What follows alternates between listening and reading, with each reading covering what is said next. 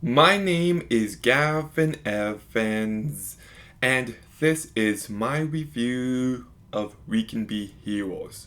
And I remember back on Christmas Day 2020, I was scrolling through Twitter and I saw a picture of Lava Girl as an adult.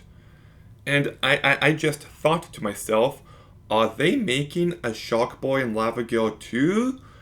And not only are they making it, but it's been made and it came out that day.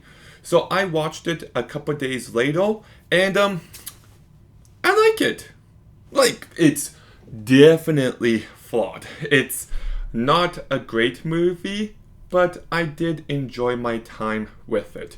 And I actually want to begin this review by saying it's not really a Shark Boy and Lava Girl sequel. Like, those characters are in this movie, but it's not a sequel. So, let's begin by talking about the cast. And Yala Gosling did a really good job. For a kid actor, she just brought lots of personality and charisma to her character, and she carries this movie incredibly well. The rest of the kids give fine performances.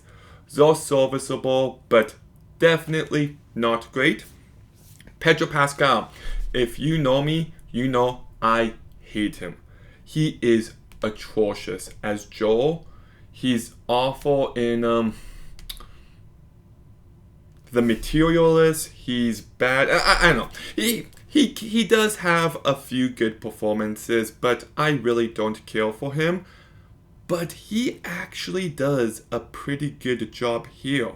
I thought he played his character so incredibly well, and he definitely understood what kind of movie he was in. Boyd Holbrook's also in this movie, and he does a fine job.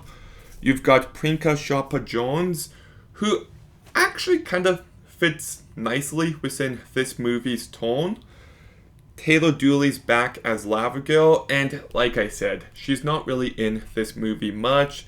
She's fine, but she doesn't really have much to work with. And Taylor Lautner is not in this movie.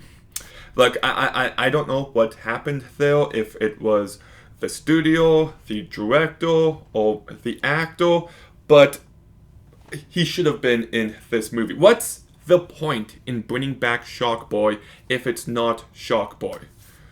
And I just found JJ Dinshaw's performance to be flat and boring.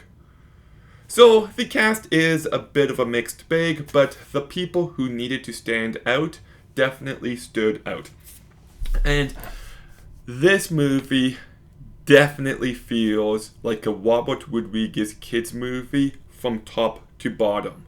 Like even that scene early on where Pedro Pascal drops his kid off at school feels like the beginning of Spy Kids. In fact, this movie does kind of have the same plot as Spy Kids. Superheroes are captured by aliens, spies are captured by villains, and now the kids have to step it up and save the day. But the superhero and alien angle of this movie does allow it to feel fresh and new at the same time. So a little bit familiar, but enough new. And I just love how he embraces the silliness of this premise. You've got a character named Wildcard who powers depend on the moment.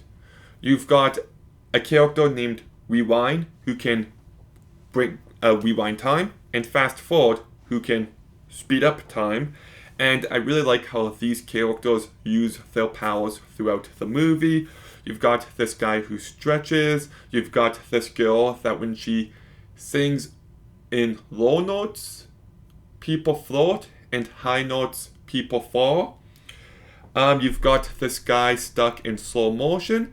Like, it's very silly, but there is so much creativity and imagination on display, and you can just tell that Robert Rodriguez isn't missing a beat.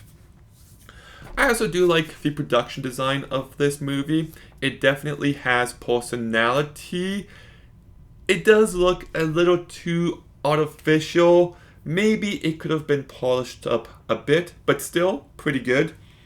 The CGI, you know, it is what it is. It doesn't bother me too much because it fits the tone of this movie.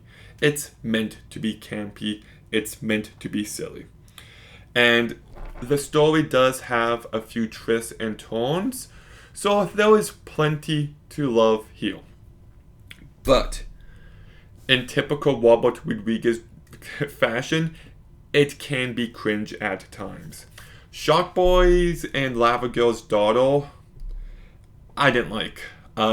It's too much. It's too much. And there was one scene where I'm like, oh, this is rough. Like, she's having a rage attack. Now, no, see, that's where you lose me just a bit. The name of this movie is We Can Be Heroes. So the song Heroes by David Bowie is, of course, present in it, which, okay, I'm okay with. But it's also in it again and again and again, and it became too much. One time, good. Anything more than that, excessive. And then the final twist of this movie, I don't like at all. Okay, spoiler warning. So if you haven't seen this movie, there's your warning. But the fact that this whole movie was just to see if the kids were ready, okay, fine, you're pushing it, but fine, okay? Like, it doesn't really make sense because we see the adults all the time, and the bickering and arguing, and it feels very on, display for us, the audience, and not the characters. But then it turns out the aliens are ruled by the kids, and they're friendly. It became too much. I can enjoy these movies for what they are, but there's a line, and this movie does cross it into cringe territory a bit more often than I would like. And even the training montage, I don't know. Like it is a kid's movie, and if I saw this movie as a kid, I would love it. Like I loved the Spy Kids movies. But as an adult, I still enjoy this. It's fun, it's silly, it's creative, it's fun. Robert Rodriguez, just, these movies aren't for everyone, but if you're able to get on the wavelengths and you're able to endure some cringe, I do think there is enjoyment to be had. So I'm giving We Can Be Heroes a 6 out of 10. 6.5, it's decent, not great, but it's decent. But We Can Be Heroes. Have you seen it? What did you think?